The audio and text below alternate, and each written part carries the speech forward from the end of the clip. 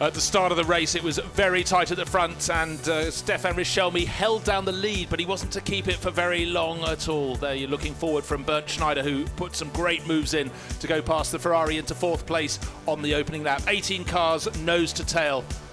Looking forwards, looking backwards, there was almost contact front and back, but so close, keeping it clean. McLaren right in the mix, but it wasn't the day of Rob Bell.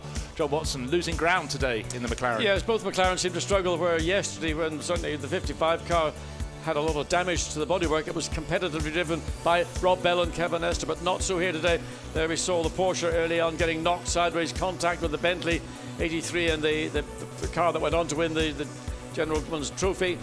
But this car was the real, the bête noire, if you like, of the race. Coming into the position, into pits from pole position, Maxime Martin seemed to have done a fantastic job, but then we didn't know what was happening at the time. It was a slow pit stop. We were told later it was an ignition problem. Maxime Martin so frustrated, in almost sideways there, John. Christopher Mies came in really quickly, got the back of the Audi stepping out, but it was a great pit stop that got them out ahead. There's the Audi taking the lead from the BMW, and we saw Maxime Martin walk away from the pit wall shaking his head, but inevitably the battle was going to be between the BMW, which did eventually get ahead of the Audi, and then Audi allowed their drivers to switch around, and Stefano Otelli took up the chase of the lead BMW, which he did until the flag fell. Right the way to the flag. There were 3 Audis fighting really hard to get past Alexei Karachev, and it got a little bit close contact there with number 4 with Frank Stippler, and Markus Winkelhock lost out a little bit, and then poor old Yoshiharu Mori got tipped into a spin there. He was pitched out of the race with a puncture,